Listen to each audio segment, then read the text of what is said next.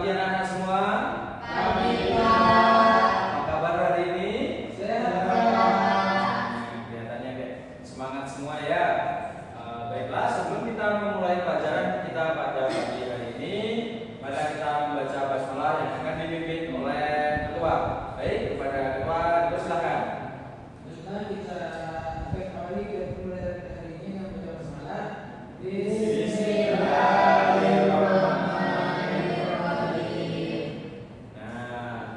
Baiklah, coba lihat kanan kirinya, adakah teman-teman yang nggak datang atau hadir semua? Oke. Nah, sebelum kita mulai pembelajaran ini, terima kasih kepada anak-anak semua yang sudah hadir untuk mengikuti pembelajaran pada kelas Bapak hari ini. Adakah yang masih ingat apakah pembelajaran kita pada pertemuan kemarin? Ingat, Pak. Tentang apa coba? Ekosistem. Oh, pintar dulu. Ya. Pada pertemuan kemarin kita telah belajar tentang ekosistem, dan pada pertemuan kali ini kita akan belajar tentang rantai makanan.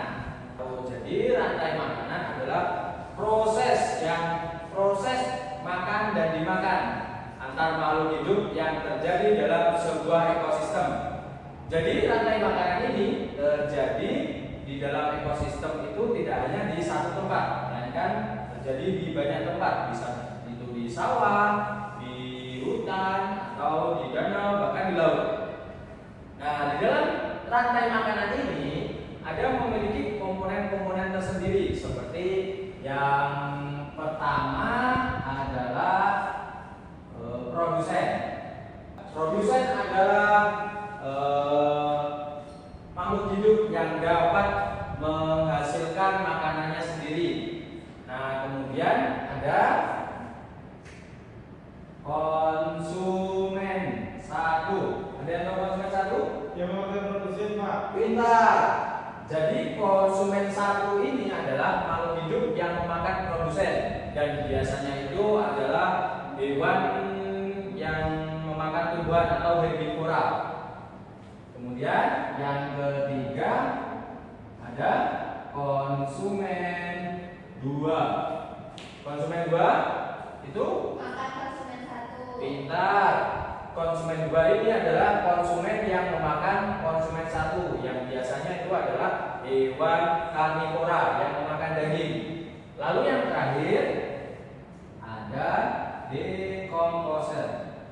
Dekomposer ini adalah hewan pengurai. Misalnya hewan yang sudah mati akan diuraikan oleh dekomposer yang menjadi bakal dari humus yang diperlukan lagi oleh produsen.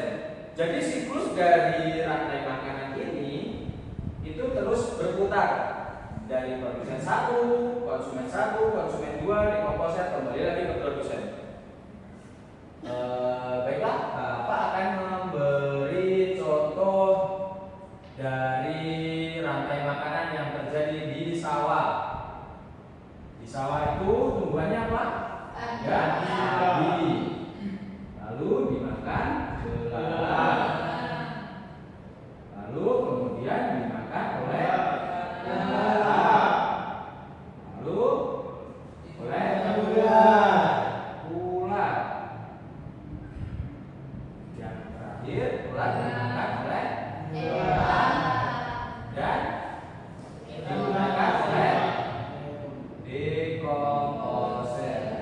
Jadi padi ini sebagai apa, anak? Produsen. Lalu belalang? Konsumen satu. Kata? Ulat? Hah? Dan yang terakhir? Dekomposer ini tidak hanya itu berupa seperti jamur atau apa, bisa berupa seperti bakteri ataupun yang lainnya yang masih bersifat seperti yang dapat menguraikan. Jadi tujuan pembelajaran, kenapa kita harus mempelajari ini tentang rantai makanan adalah untuk kita mengetahui apa itu rantai makanan, apa saja komponennya yang ada di rantai makanan, mengapa rantai makanan itu perlu dalam ekosistem,